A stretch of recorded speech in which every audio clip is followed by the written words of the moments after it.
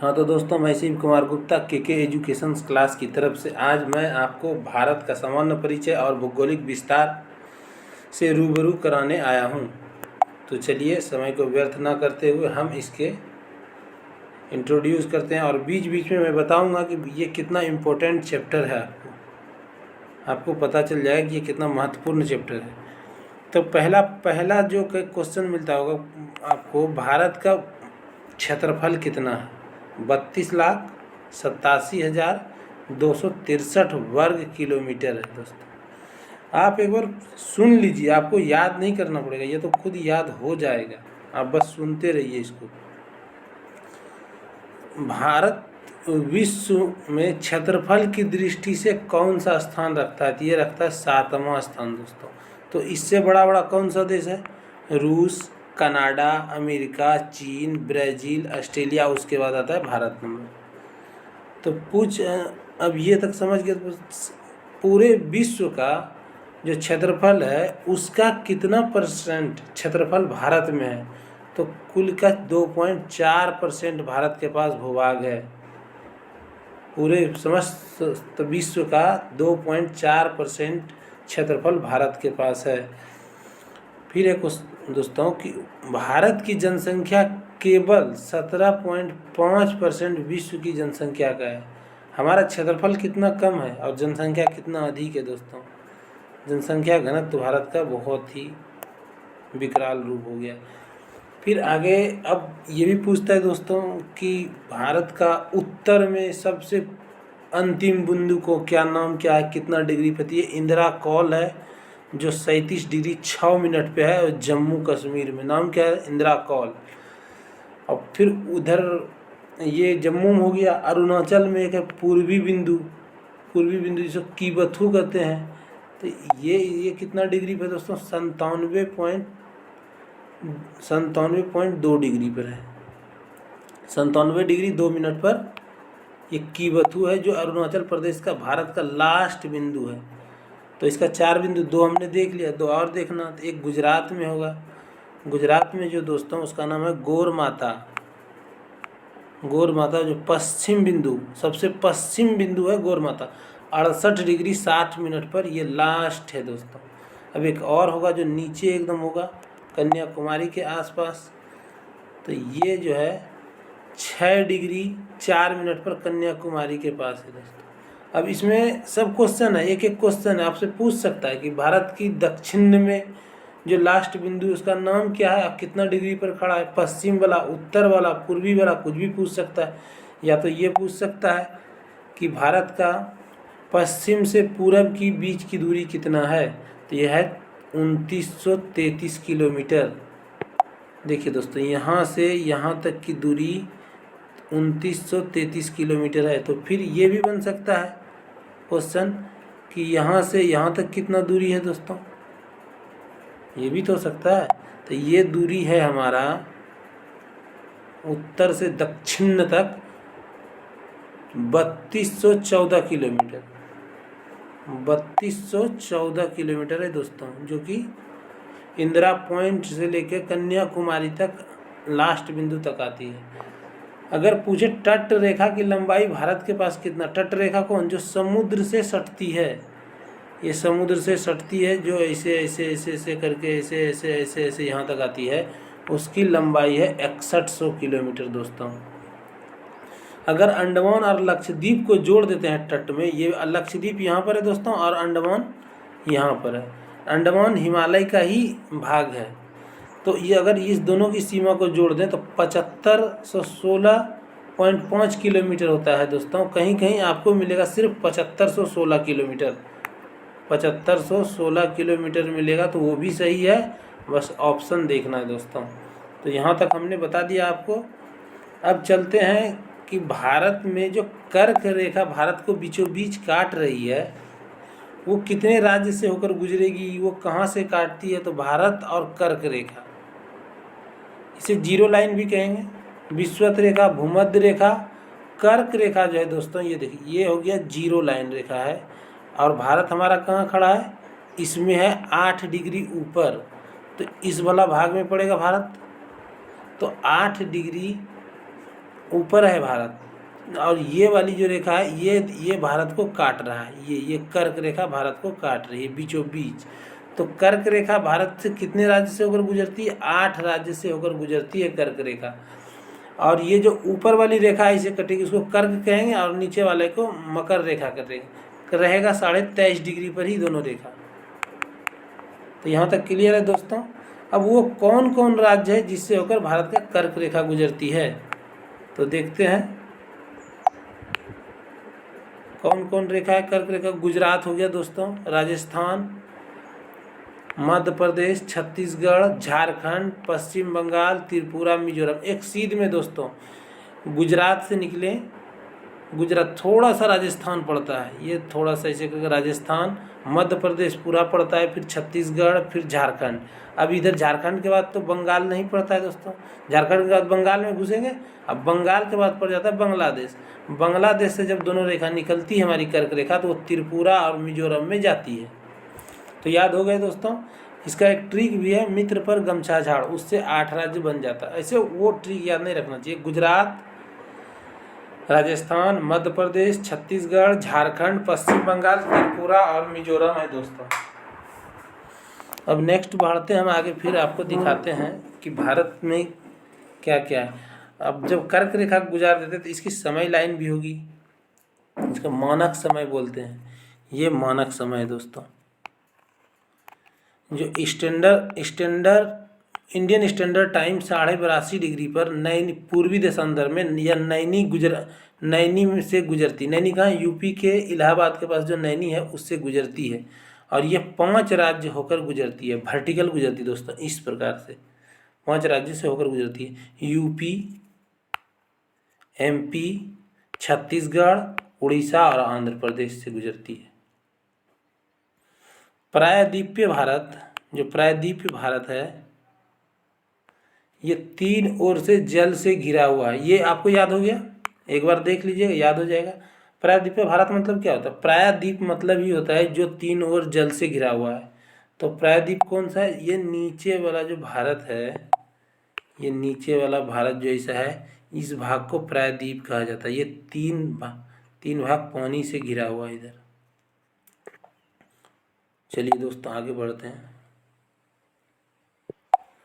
बोल रहा है 3 भाग पानी से कारण घिरा होता है।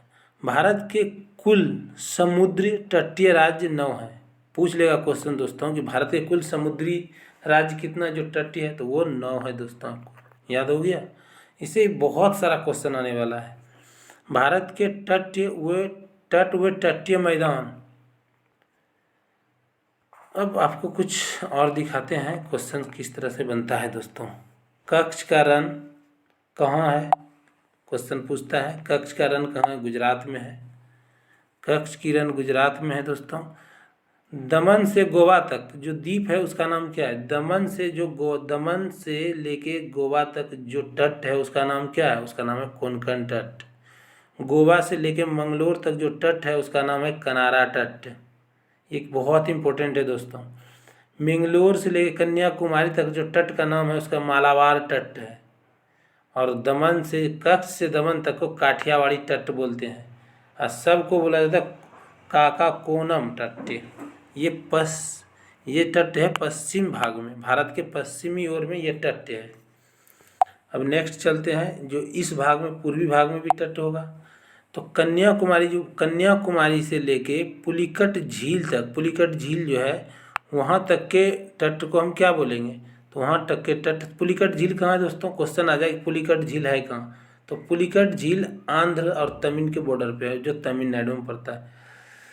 ये कोरोमंडल, इसका नाम क्या है? कन्याकुमारी से पुलिकट झील तक जो तट है उसका नाम है कोरोमंडल तट। पुलिकट झील से महानदी के डेल्टा, महानदी उड़ीसा, महानदी का जो डेल्टा है आंध्र प्रदेश और उड़ीसा के जो डेल्टा, वो कहाँ? उत्तरी सरकार कहते हैं उसे। इस डेल्टा क्या बोला जाता है? उत्तरी सरकार। और महानदी के डेल्टा से लेके गंगा का मैदान उड़ीसा कलकत्ता तक उत्कल तट कहलाता दोस्तों। ये नहीं, कलकत्ता नहीं, महानदी से गंगा का मैदान तक उड़ीसा में उत्कल तट कहलाता, और कलकत्ता को बंगाल तट कहते हैं, सबको बोलते हैं। ये सब जो मिल जाता है इसका एक नाम पड़ता है कोऊब, कोऊब तट, कोऊब बोला जाता है। ये कहीं नहीं मिलेगा दोस्तों, बहुत गहन अध्ययन करने के बाद आपको मिलेगा, या कोई जानकार व्यक्ति बता सकते, छोटे मोटे में नहीं आजकल, लेकिन क्वेश्चन कहीं से भी डाल सकते। ये सब किस एरिया में है? ये भारत के पूर्वी तट पर है।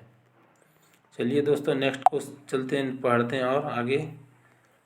अब आपको और चीज़ दिखाते हैं हम भारत का, भारत का दर्शन कराते हैं। भारत जानना चाहिए, स्टूडेंट के लिए नहीं, ये कोई भी आदमी जान सकता है जहाँ आप रहते हैं कि उसका भौगोलिक क्षेत्रफल क्या है, वो किस प्रकार से पश्चिम पूरब कितना बड़ा एरिया है, कितना लंबा कितना चौड़ा, सबको जानने का अधिकार है।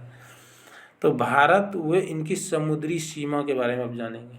भारत की कुल 3 प्रकार की समुद्री सीमा होते हैं दोस्तों। किसी भी देश का जो है समुद्रिक सीमा 3 प्रकार के होते हैं। तो भारत का भी है, एक हो गया प्रादेशिक समुद्री सीमा, फिर है अविच्छिन्न मंडल या संलग्न क्षेत्र, अनन्य आर्थिक क्षेत्र। ये 3 तरह का किसी भी देश को समुद्री सीमा होता है।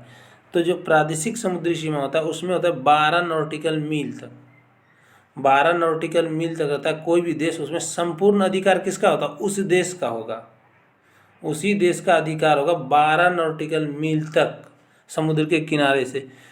और संलग्न क्षेत्र जो होगा दोस्तों उसमें 24 नॉटिकल समुद्री मील तक होगा अधिकार। उसमें क्या कर सकता है वो देश? साफ सफाई, सीमा शुल्क और वित्तीय अधिकार प्राप्त होता है उस देश को।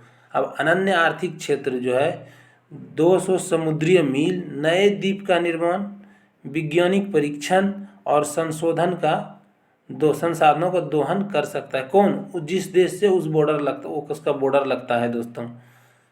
तो ये बहुत सारा इम्पोर्टेंट क्वेश्चन बता रहे हैं। ये नहीं देखिए ग्रुप डी किसी में भी आ सकता है, ये पूछता है कि भारत का समुद्री सीमा जो है कहाँ तक है, भारत का अनन्य समुद्री सीमा का क्षेत्र कितना मील तक है, या संलग्न क्षेत्र कितना मीटर तक है, कितना नॉटिकल मील तक है, कुछ भी क्वेश्चन पूछ सकता है आजकल दोस्तों। क्वेश्चन का लेवल तो जानते ही, देखते होंगे। फिर है भारत की स्थलीय अंतर्राष्ट्रीय सीमा। भारत का जो स्थल अंतर्राष्ट्रीय सीमा है वो कितना किलोमीटर है? तो पहला है दोस्तों 15,200 किलोमीटर, कुल 7 देश से स्थलीय सीमा के साथ बनाती है। अगर क्वेश्चन आपको पूछ दीजिए मान लीजिए ग्रुप डी में कि भारत कुल कितने देश के साथ स्थलीय सीमा बनाती है, तो 7। कुल कितना किलोमीटर स्थलीय सीमा साझा करता है दूसरे देशों के साथ, तो क्वेश्चन क्या हो जाएगा? 15,200 किलोमीटर। फिर दोस्तों कि भारत किस किस देशों के साथ स्थलीय सीमा साझा करता है, तो अपना पाकिस्तान, अफगानिस्तान, चीन, नेपाल, भूटान, म्यांमार, बांग्लादेश। आगे चलते पढ़ते हुए। भारत के कुल 17 राज्य ऐसा है दोस्तों, भारत के कुल 17 राज्य ऐसे हैं जो पड़ोसी देशों की सीमा से लगते हैं। अवरोही क्रम में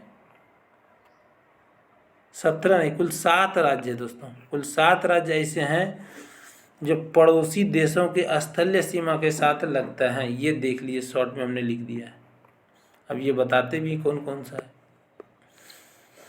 मैं नहीं बताऊँ, आप बता दीजिएगा कौन कौन सा लगा है। मेरे कमेंट बॉक्स में एकदम हौला क्वेश्चन आपके लिए छोड़ रहे हैं, और मैं कुछ आगे बढ़ता हूँ दोस्तों समय को देखते हुए।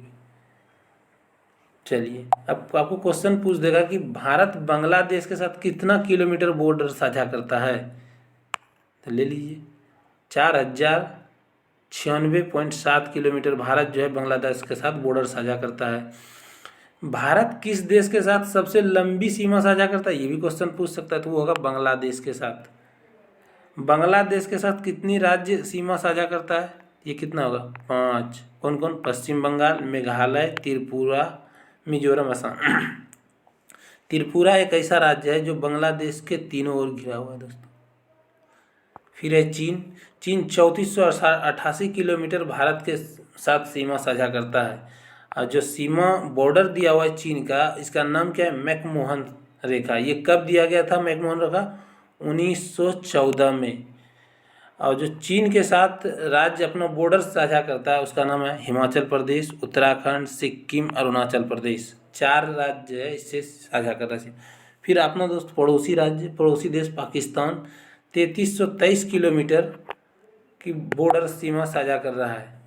जो इसके साथ सीमा साझा कर रहा है, जो बॉर्डर पे लाइन दिया गया, उसका नाम है रेड क्लिफ।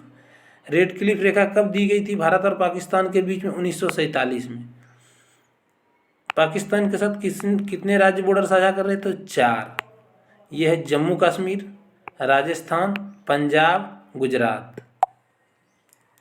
एक फिर नेपाल है दोस्तों। नेपाल कितना कर रहा है? तो नेपाल कर रहा है 1751 किलोमीटर भारत के साथ बॉर्डर साझा। संबंधित राज्य की संख्या 5 है। यूपी, बिहार, उत्तराखंड, सिक्किम, पश्चिम बंगाल। कोई दिक्कत हो दोस्तों तो कमेंट बॉक्स में जाके लिख दीजिएगा, मैं उसको आपको सॉल्व कर दूंगा ज्योग्राफी से संबंधित। और जो चैप्टर पढ़ा रहे हैं उसी पे ध्यान दीजिए, देखिए एकदम मन लगेगा। फिर आगे आएंगे भारत को। अभी भारत तो बहुत बड़ा है। अब दोस्तों म्यांमार बचा है। तो म्यांमार जो है भारत के साथ 1643 किलोमीटर बॉर्डर साझा करता है। इसके साथ संबंधित राज्यों की संख्या है 4। वो कौन कौन सा राज्य है? तो मिजोरम, अरुणाचल, मणिपुर और नागालैंड है। भूटान का लिखना भूल गए दोस्तों, तो आपको हम कमेंट बॉक्स में देते हैं कि भूटान की कितना किलोमीटर भारत के साथ बॉर्डर साझा करता है और संबंधित राज्यों की संख्या बताना है दोस्तों। दो चीज़ आप पे छोड़े हैं, आपको बताना है।